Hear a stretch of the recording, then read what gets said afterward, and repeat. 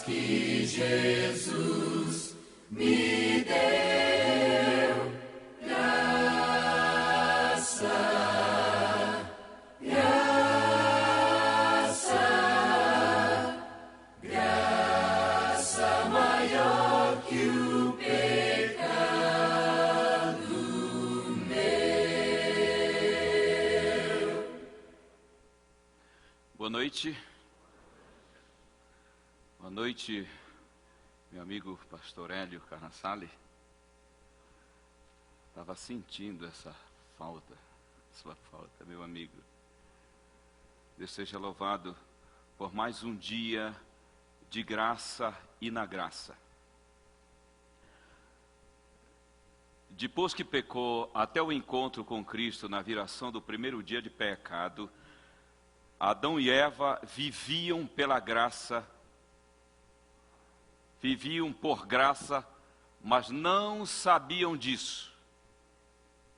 Nós vivemos por graça, vivemos pela graça e sabemos disso, porque ela nos alcançou e nós demos boas-vindas à imensa redenção que há em Cristo Jesus. Temos trabalhado a salvação como providência e recepção. A graça provida foi recebida e se tornou poder dinâmico.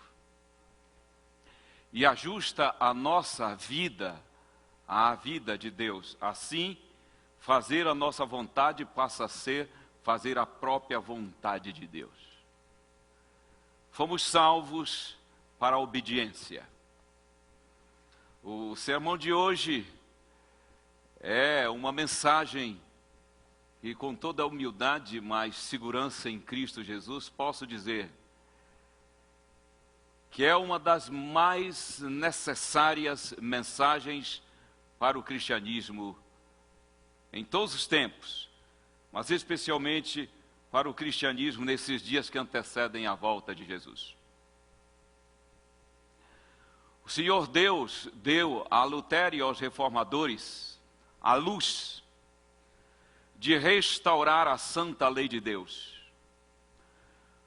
Porque o paganismo que invadiu o cristianismo na Idade Média agrediu a lei de Deus. Isso estava previsto na profecia de Daniel, que falava de um poder que surgiria dentro da história e mudaria a lei de Deus, ou agrediria a lei de Deus.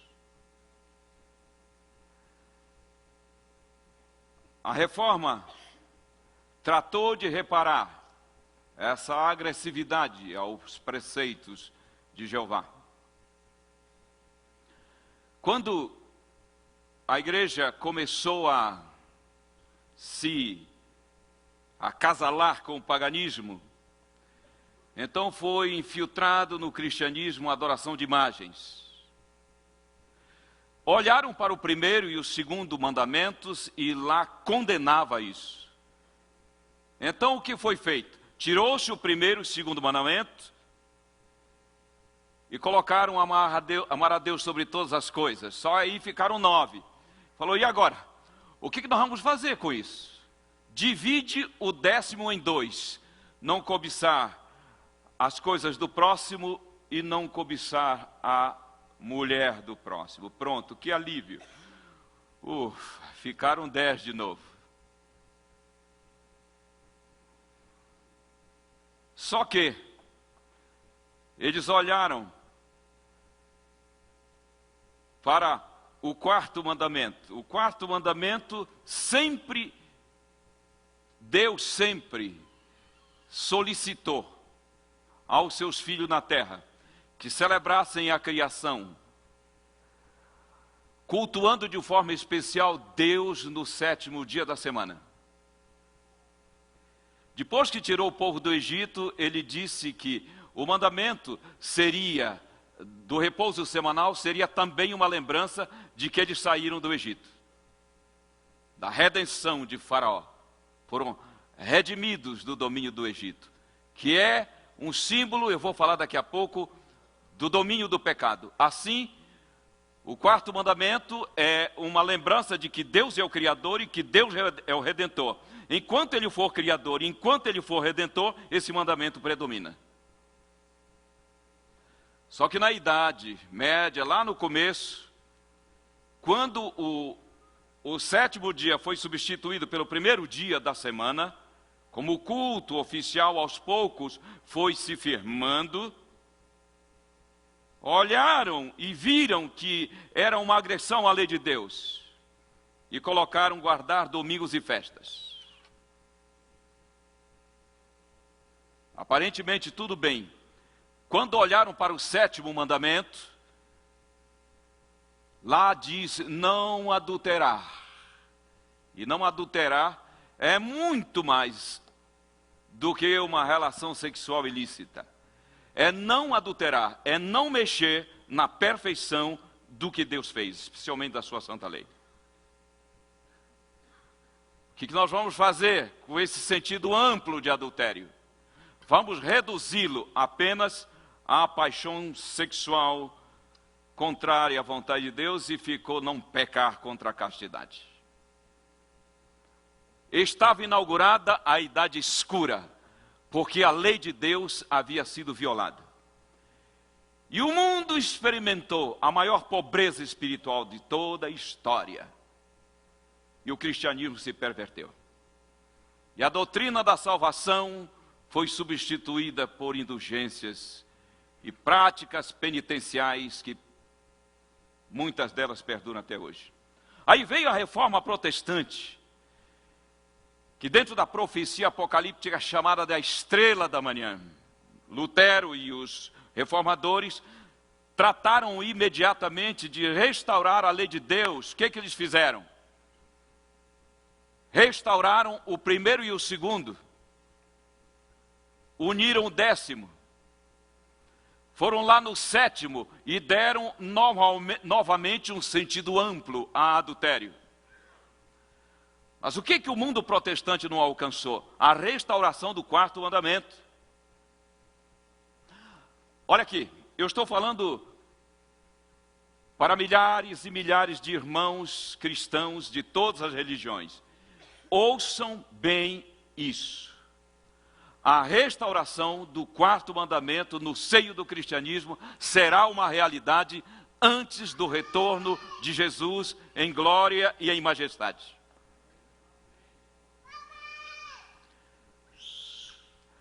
A coisa mais linda é criança gritando na igreja. Isso é canção de ninar, essa é criança na igreja, barulhando, não deve nos incomodar. Olha aí. É a casa dela aqui. É claro que a gente cuida aqui e acolá, mas não tem que ficar constrangido porque uma criança está chorando, gritando, deixa o bichinho. Você começa a pegar no pé deles, daqui a pouco diz que não é raiva da igreja. Já que se acomoda, deixa. A coisa mais linda é criança, é vida, pureza. Satanás não gosta de criança. Tem muita gente que também não gosta. Eu amo os bichinhos de Jesus.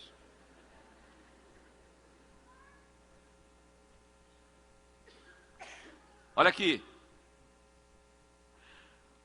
Existe um grande desafio para a pregação evangélica. Continuar a reforma de Lutero. Qual seria a continuação da reforma de Lutero? Reparar plenamente a lei de Deus. Há uma incomodação em todas as facções do protestantismo.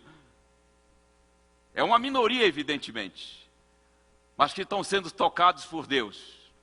Há mais pessoas observando o Santo Sábado de Deus do que você e eu possamos imaginar em todas as religiões do mundo evangélico. Parabéns a você e que Deus o abençoe. Vamos falar sobre salvos para a obediência. Hoje será uma exaltação à lei de Deus, já que agora nós estamos embasados na graça. Gálatas capítulo 3. Gálatas capítulo 3, incomoda muitas pessoas. Mal compreendido, é um desastre na vida do cristão. Vamos ler desde o verso 11. É evidente que pela lei ninguém é justificado diante de Deus, porque o justo viverá pela fé.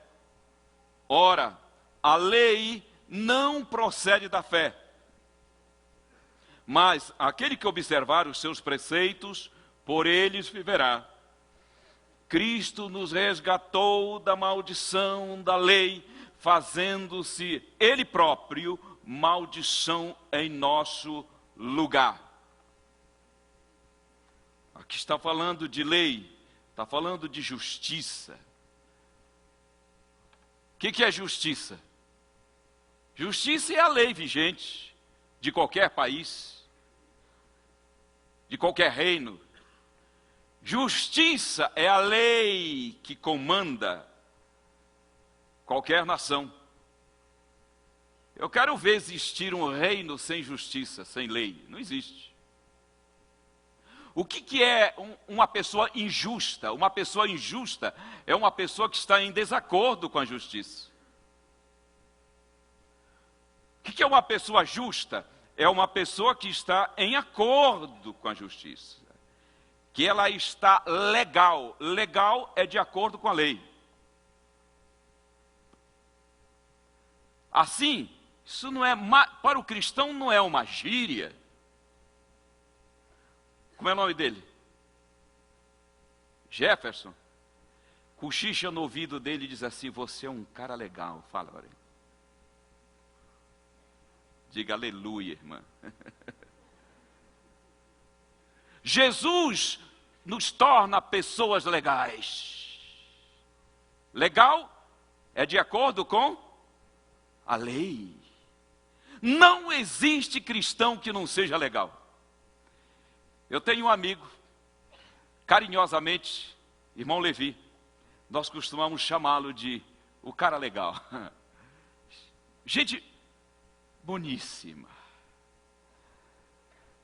Ser justo é estar de acordo com a lei. O homem jamais alcança esse status por sua própria força, por sua própria ética, por seu próprio esforço, por sua própria obediência. É isso que Paulo está dizendo. Paulo está dizendo, é evidente que pela lei, entenda por lei aí, obediência da lei, pelo próprio esforço, ninguém agrada a Deus. Só tem uma coisa: aquele que observar a lei pela graça, de acordo com a vontade de Deus, vive por ela. Assim, lei é vida. O verso 13 diz que o Senhor Jesus Cristo nos resgatou. Mas deixa eu destacar antes disso, vou pontuar aqui algo que às vezes não fica muito bem compreendido na cabeça das pessoas. A fé não salva ninguém. Fé não salva. O que salva é a graça. A pessoa, a morte, a ressurreição de Jesus, a vida dele. Isso é graça. A fé não tem mérito salvífico, a fé. A fé é a mão que toma posse da graça. Ninguém é salvo pela fé. Salvo pela graça. É justificado mediante a fé que é depositada na graça. Essa fé que recebe a graça é uma fé passiva. Ela tão somente toma posse da salvação. Agora, de posse da salvação, essa fé se torna ativa. Ela vive os princípios da lei de Deus. Não existe cristão com fé passiva, vivendo. Essa fé, Paulo chamou de fé que opera. A fé do cristão no dia a dia é uma fé que opera para a glória de Deus. Cristo nos resgatou da maldição da lei. Resgate é pagamento da maldição da lei. O que é a maldição da lei? É a condenação que naturalmente ela impõe sobre o transgressor. Como transgressores, estamos debaixo da condenação, da maldição, da penalidade da lei. Cristo nos resgatou. Num primeiro momento, o resgate foi de providenciar a quitação da dívida. Em segundo lugar, esse resgate, ele se efetiva ou se efetivou quando nós recebemos o perdão de Deus em nossa vida. Então Cristo nos tirou da maldição da lei, da condenação da lei, da penalidade da lei. Deus seja louvado por isso. Quando eu aceitei a Cristo como meu Salvador, eu tomei posse da libertação da minha condenação que a lei impunha sobre mim. Ele me tirou da condenação e me colocou em pé de igualdade com a lei. Nunca você vai encontrar Paulo ou qualquer escritor bíblico dizendo que o Senhor Jesus nos livrou da obediência da lei, que Ele nos salvou da ética da lei, das responsabilidades da lei. Pelo contrário, Ele nos salvou para isso. Está bem claro isso? Éramos injustos porque transgredíamos. Somos declarados justos porque obedecemos. Pela graça do Senhor Jesus, evidentemente. Ora, do que o Senhor nos salvou? Da condenação, da culpa da lei, da penalidade. Para quê? Esta pergunta, ela é altamente didática. Altamente didática. Eu vou dizer uma coisa para você que está me ouvindo e que vai acompanhar por esse vídeo. Olha aqui, ó. Deixa eu falar bem olhando nos seus olhos. Você que tem a Cristo no seu coração, precisava ouvir essa pergunta. Para que o Senhor o salvou? Do que nós já sabemos, que foi da condenação e da penalidade da lei. Para quê? A Bíblia responde. Romanos capítulo 1. Dá uma olhadinha aí no verso 5. Esse é um, dentre tantos outros versos da Bíblia. Os primeiros versos de Romanos 1 estão falando de Jesus Cristo.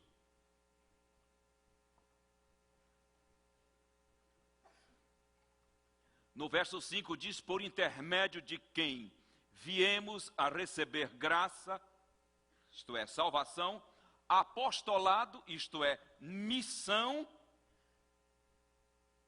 por amor do seu nome. Agora o propósito dessa salvação toda, para a obediência, não por meus esforços, mas pela obediência por fé embasada na graça. Para que o Senhor nos salvou? Para obedecê-lo. Obedecer o quê? Aquilo que transgredimos. Esse é o Evangelho. Esse é o Evangelho bíblico. Sei por que fugir disso. O mundo protestante já teve essa ênfase. Final do século XX, inauguração do século XXI, foi se afastando do propósito da salvação. Ora, o propósito da salvação é levar o ser humano ao ajuste daquilo que ele se desviou. Ele se desviou do padrão, ele se desviou da justiça, e o Evangelho o conduz para esse ajuste. Deus seja louvado por você que está fazendo da santa lei de Deus a base do seu viver, ancorado na graça. Vamos dar uma passeada em teologia do Velho Testamento? O que está escrito no capítulo 20 de Êxodo? O que está? A santa lei de Deus. Como começa a santa lei de Deus? Não terás Eu induzi, você foi. Deslizou bonito. Isso também é maldade, né? Eu induzo e você vai. A lei de Deus não começa assim. A lei de Deus tem um cabeçalho. A lei de Deus, ela é antecedida pelo Evangelho, que é esse cabeçalho, que diz assim: então falou Deus essas palavras, dizendo: eu sou o Senhor teu Deus, que te tirei da terra do Egito, da casa da servidão. Ninguém deveria imprimir a lei de Deus sem esse cabeçalho. Quando se imprime a lei de Deus sem esse cabeçalho, é uma demonstração clara de que o legalismo predomina. Por quê? Porque este cabeçalho é o Evangelho, é a graça. O Senhor Deus está dizendo: tirei você, Israel, da terra do Egito, da casa da servidão. Egito é símbolo do império das trevas. Egito é símbolo do império do pecado. No Egito não se obedece à lei de Deus, se obedece à lei de Faraó.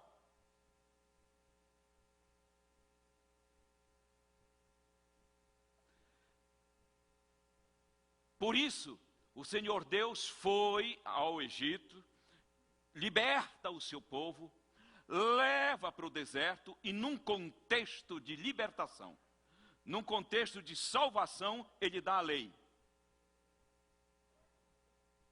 O que eu concluo? Salvação antecede obediência. Primeiro Deus salva, depois ele pede obediência. O que nós podemos concluir disso? Primeiro a libertação, depois a ética. Primeiro a absolvição, depois a norma de conduta. O Senhor Deus não é incoerente, ele não pediria obediência no Egito. No Egito manda Faraó, que é o diabo espiritual. É preciso libertar para poder pedir obediência. Deus está pedindo que você obedeça? Quantos de vocês acham que o Senhor Deus está pedindo que você ajuste a sua vida à sua santa lei? Levanta a mão. Você sabe por que ele está pedindo? Aí na sua mente, porque ele o salvou.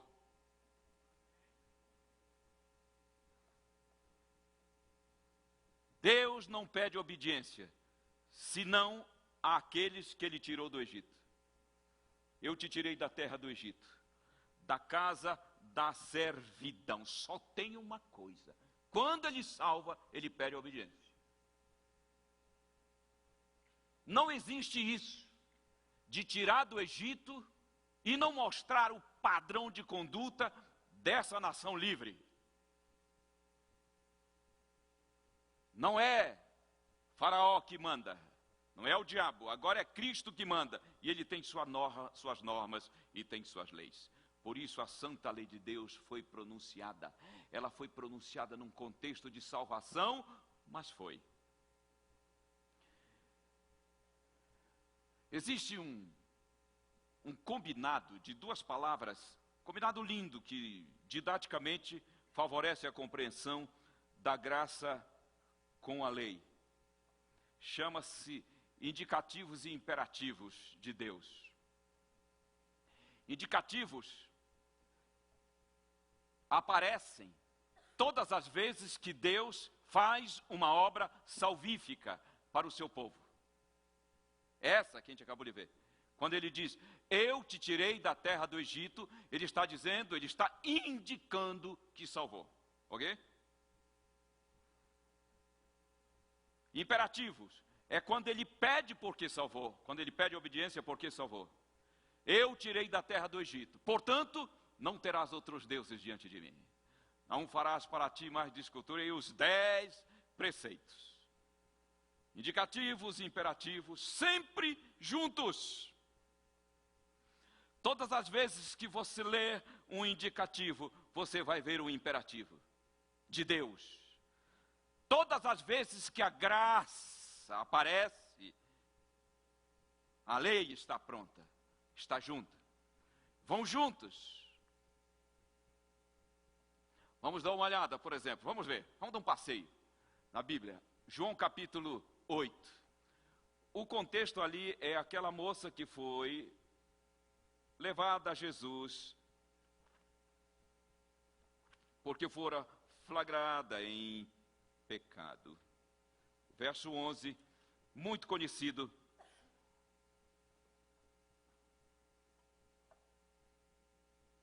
Ninguém te condenou? E ela disse: ninguém, Senhor. Então lhe disse: nem eu te condeno. Vai e não peques mais. Eu não te condeno. Indicativo, eu só te salvo. Imperativo, vai e não peques mais. Vai e não peques mais. O Satanás ele é ansioso e hábil para polarizar indicativos e imperativos, e aí complicar a vida do cristianismo. É papel da pregação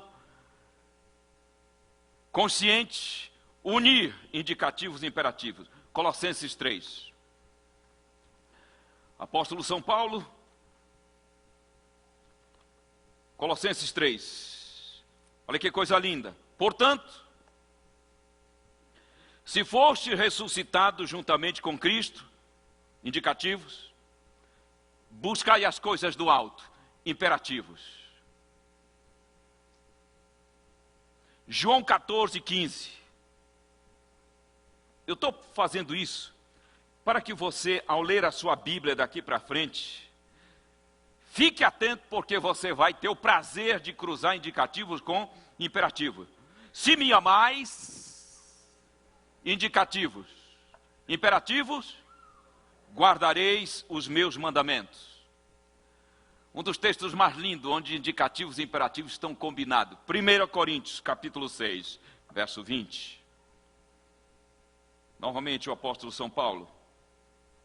6, 20, de 1 carta aos Coríntios. Porque fostes comprado por bom preço. Deus está indicando. Imperativos, agora, pois, glorificai a Deus no vosso corpo. Salmo 105. O Salmo 105 termina num louvor ao Senhor Deus, por Ele ter tirado o seu povo do Egito, e mostra claramente o propósito desta redenção. Desde o verso 43 diz: e conduziu com alegria o seu povo, e com jubiloso canto os seus escolhidos. Deu-lhes as terras das nações, e eles se apossaram do trabalho dos povos. Propósito agora: para que lhe guardassem os preceitos e lhe observassem as leis.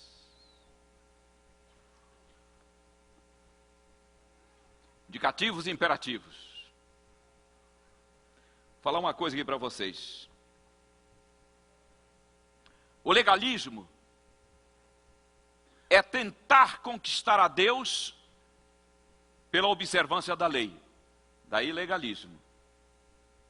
Isso judia das pessoas, cansa as pessoas, estressa a pessoa, deixa a pessoa raivosa, porque ela não entra no descanso e ela põe a máscara. São cristãos maldosos, perversos com o nome de cristãos. O oposto do legalismo, oposto, mas tão prejudicial como o legalismo, é o antinomismo. Anti, contra, nomos, lei, contra a lei. Satanás sempre atacou ou com legalismo ou com antinomismo o cristianismo. O apóstolo Paulo enfrentou muito o legalismo. E a igreja, nesses últimos dias, que antecedem a volta de Jesus, O protestantismo caiu vítima do antinomismo. Existe voz que condena a lei de Deus como se fosse uma ladra da graça. Tomara que seja por ignorância, porque se for consciente terá um acerto de contas com Jeová. Deus nos livre do legalismo e do antinomismo. Só a graça nos livra desses dois laços terríveis. E qual é o propósito? O propósito é a obediência por fé. Onde estão fora legalismo e antinomismo, e entra o prazer com a santa lei de Deus, porque Ele nos salvou.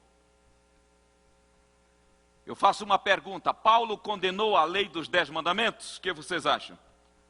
Não, né? E se eu disser que ele condenou?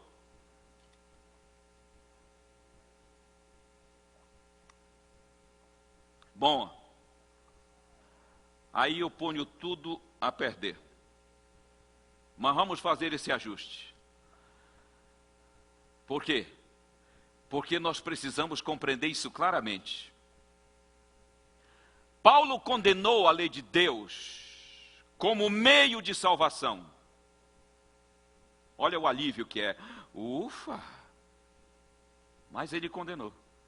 E isso precisa ficar bem claro para o mundo protestante. Paulo condena a lei de Deus apenas como meio de salvação. O que Paulo condena é o mau uso da lei, nunca os seus princípios. Está claro, meu irmão?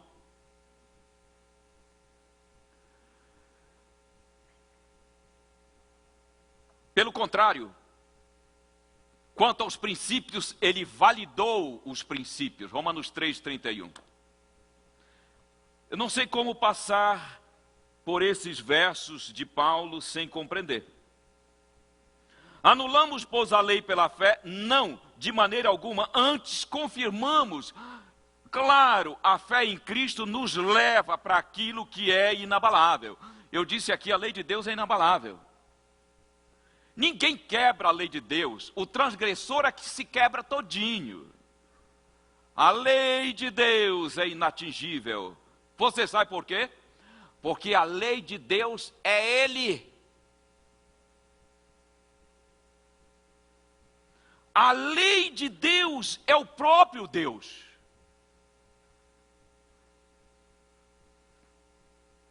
E Ele tem um zelo por essa lei. Deixa eu trabalhar um pensamento que veio agora aqui na minha mente. Vocês lembram daquele cântico dos anjos quando Jesus nasceu?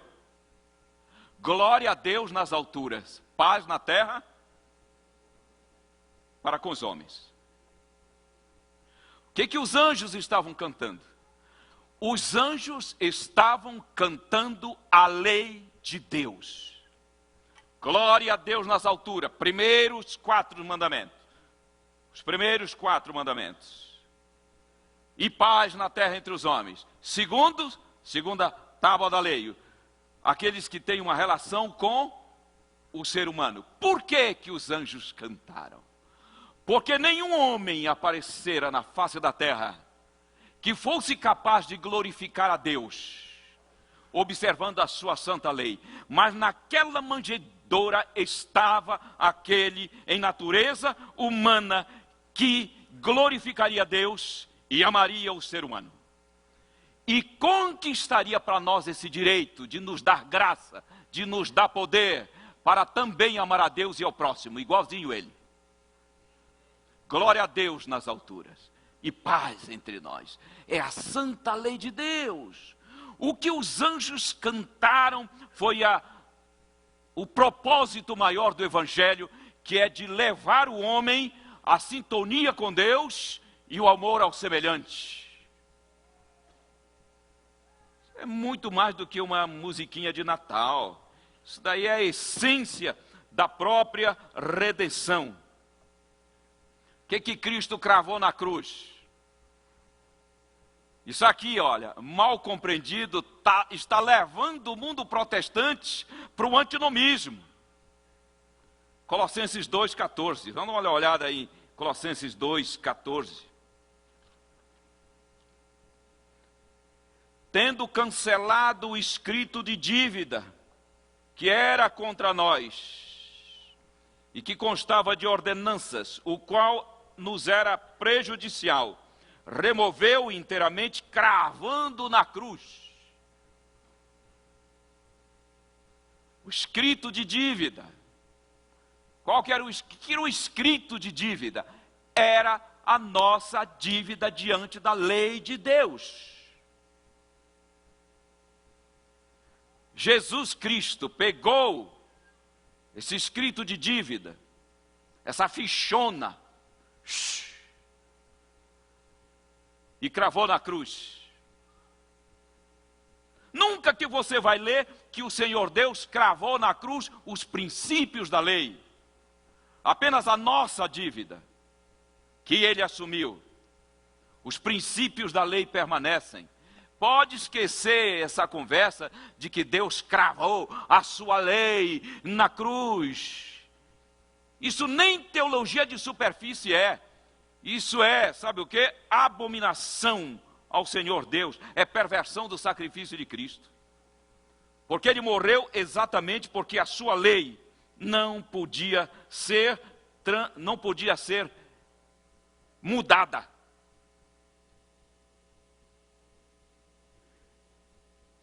Agora, antes da segunda vinda de Cristo, o Evangelho terá que mexer nesse ponto de novo. Quando eu abro a Bíblia aqui em Apocalipse 14, não vou me demorar nisso para ir fechando a mensagem de hoje. Boa parte de vocês não entendem isso aqui. Estou falando de pessoas que ainda não fizeram um estudo profundo de Apocalipse. Mas aqui tem 3 vozes de anjos. Mas para a gente ter uma noção, anjo, segundo o próprio livro de Apocalipse, significa mensageiros. Significa que a igreja de Cristo, nesses dias que antecedem a volta de Jesus, ela vai chamar o mundo, cristão e não cristão, para que adorem a Deus. O verso 6 termina dizendo: temei a Deus, dá-lhe glória, pois é chegada a hora do seu juízo. Isto é uma mensagem que antecede a volta de Jesus, em poder e grande glória. E adorai, é um mandamento, adorai aquele que fez o céu, a terra, o mar e as fontes das águas. Só tem uma parte na Bíblia onde você vai encontrar isso aqui, é no 4º mandamento da lei de Deus. Pode ir lá em Êxodo 20. A segunda voz é uma admoestação contra doutrinas pagãs, que o cristianismo precisa ser libertado delas antes da volta de Jesus. E a terceira voz é uma advertência para que o verdadeiro cristão de todas as facções religiosas, todas as religiões cristãs e não cristãs, não se deixe levar pelo um complô apóstata desses últimos dias, que vão pisar a lei de Jeová. Ouça bem o que eu vou falar, para ser bem direto. Se você estudar bem o livro de Apocalipse 13, você vai perceber ali que as nações do mundo farão um pacto para que o 7º dia da semana seja definitivamente substituído pelo 1º dia da semana como o dia de culto oficial do cristianismo. Quando isso acontecer, a apostasia terá graçado no mundo. E eu imploro a você, por amor da sua alma, não se deixe levar. Porque é então a gota que faltava para a precipitação dos últimos acontecimentos, que serão terríveis, grandes juízos na terra e a volta de Jesus em glória e majestade. O final dessas 3 mensagens apresenta um produto. lindo que eu leio, o final dela diz assim: aqui está a perseverança dos santos, os que guardam os mandamentos de Deus e têm a fé em Jesus. Eu sei o que está passando pela sua cabeça, você aí da internet, você do mundo protestante, todos do mundo evangélico. Mas eu tenho fé em Jesus. E os mandamentos de Deus? Está sintonizado com os 10? Faça um arranjo na sua vida, seja humilde. Eu sei que o Espírito de Deus está tocando na sua vida, inclusive de pregadores do mundo evangélico. Não sejam rebeldes à voz de Deus. Não coloque no lugar do quarto mandamento nenhum mandamento que não seja o mandamento de Jeová. Seguida essa mensagem, o que nós temos? A ceifa da terra. O profeta diz: olhei e eis uma nuvem branca, já é a volta do Senhor Jesus. O evangelho genuíno, necessariamente tem que tocar nesse assunto da lei cruzando com a graça, nesses últimos dias. Agora nós só temos o direito de fazer isso, se embasar com a libertação do Egito do pecado. Por que ele está pedindo obediência? Porque ele nos tirou das trevas para a sua maravilhosa luz. O legalista, ele obedece para ser salvo. O cristão obedece porque foi salvo. O legalista, ele obedece para agradar a Deus. O cristão obedece porque Deus nos tornou agradáveis a Ele. Você sabe que o maior sentido de vida, um sentido para a vida, é um dos maiores produtos da praça hoje? Onde estaria a resposta para o ser humano que busca sentido de vida? Salmo 119, aqui nós vamos fechar. O Salmo 119 é uma exaltação à lei de Jeová. Vou ler alguns versos, depois você pode ler com oração. Verso 1. Bem-aventurados os irrepreensíveis no seu caminho, que andam na lei do Senhor. Verso 10. De todo o coração te busquei, não me deixes fugir dos teus mandamentos. Verso 18. Desvenda os meus olhos, para que eu contemple as maravilhas da tua lei. Seja humilde. Se você acha que precisa fazer essa oração do salmista, faça. Tira, Senhor, as escamas eclesiásticas, equivocadas, para que eu veja a beleza da tua lei, as escamas dos meus olhos.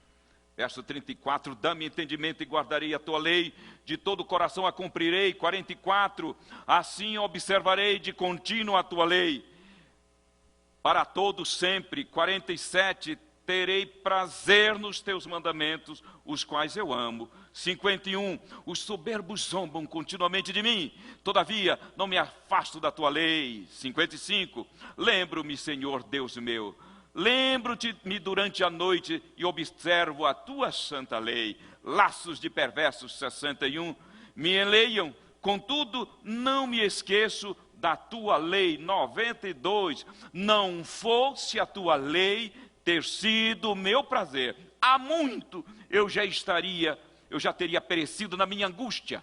Quantos de vocês podem dizer, não fosse a lei de Deus, eu já teria perecido? Levanta a mão. Já estaria na cadeia, já estaria debaixo da terra, não fosse a lei de Jeová, guiando você pelo caminho da justiça. Certo ou errado?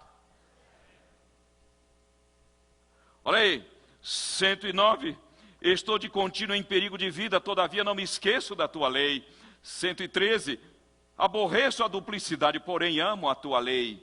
126, já é tempo, Senhor, para intervires, pois a tua lei está sendo violada. 136, torrentes de água nascem nos meus olhos, porque os homens não guardam a tua lei. 142, a tua justiça é justiça eterna, e a tua lei é a própria verdade. 153, atenta para a minha aflição e livra-me, pois não me esqueço da tua lei. 168, tenho observado os teus preceitos e os teus testemunhos, pois na tua presença estão todos os meus caminhos. 172, a minha língua celebre a tua lei, pois todos os teus mandamentos são justiça. 174, suspiro, Senhor, suspiro por tua salvação, a tua lei é todo o meu prazer. O diabo diz, é impossível obedecer à lei de Deus. E eu concordo com ele. Pelas próprias forças é impossível. Agora, pela graça, o Senhor diz, não só é possível, mas é uma leveza. Os meus mandamentos não são pesados. Eu posso até transgredir a lei de Deus como um acidente de percurso, mas não como escravo do pecado. Antes de Cristo chegar na nossa vida, a lei era condenação, apontando que eu estava em erro e que merecia apenas a morte. Depois que Cristo chegou na minha vida, a lei é vida. Eu li, aquele que observar esses mandamentos, por eles viverá. Não é? Quando nós observamos os nossos filhos no mundo tão mal, não tem que ter medo do mundo mal.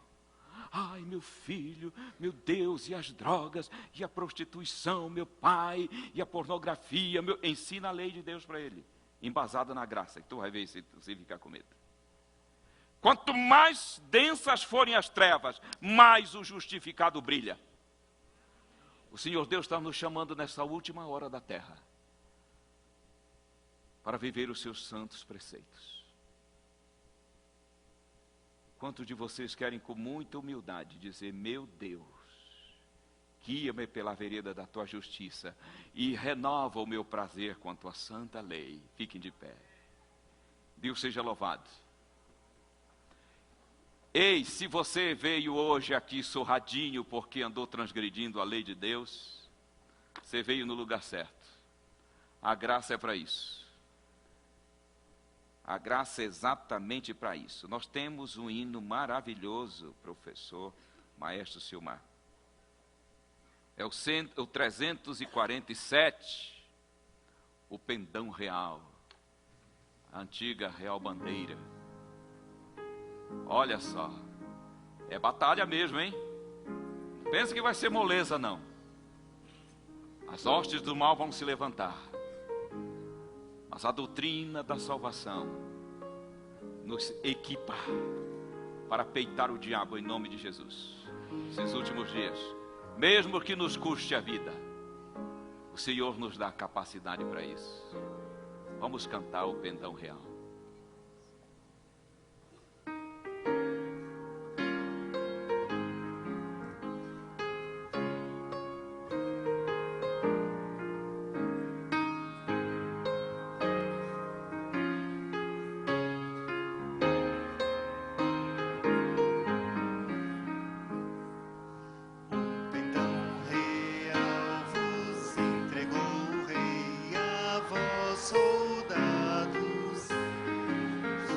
Corajosos, pois em tudo defendei, marchando para os céus, com valor, sem temor, por Cristo prontos a sofrer, bem alto erguei o seu pendão, firme sempre até morrer.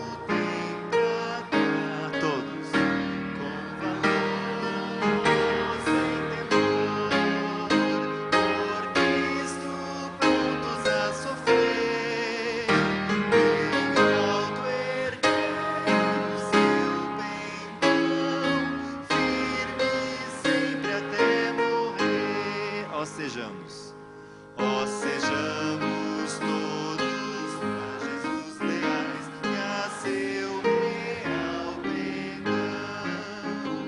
Os que na batalha sempre são fiéis, com Ele reinarão. Com valor, sem temor, por Cristo todos a sofrer. Bem alto ergueu seu pendão, firme sempre até morrer. Eu duvido que exista uma receita para a felicidade melhor do que o Salmo 119. Não existe. Tem livro na praça assim, ó. 100 passos para a felicidade. Como alcançar? Tudo conversa. A receita para a felicidade está no Salmo 100 e... com a certeza de que Ele nos tirou da terra da servidão. Ali está a felicidade.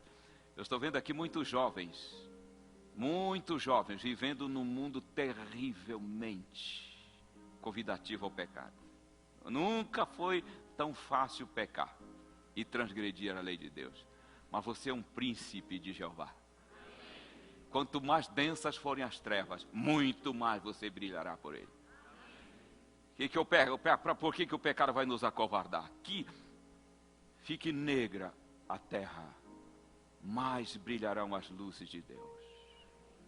Ó Pai querido, em nome do Senhor Jesus, louvado sejas, Pai, pela compreensão de que a nossa vida foi ajustada ao teu padrão ético, que é um reflexo do teu caráter, a tua santa lei.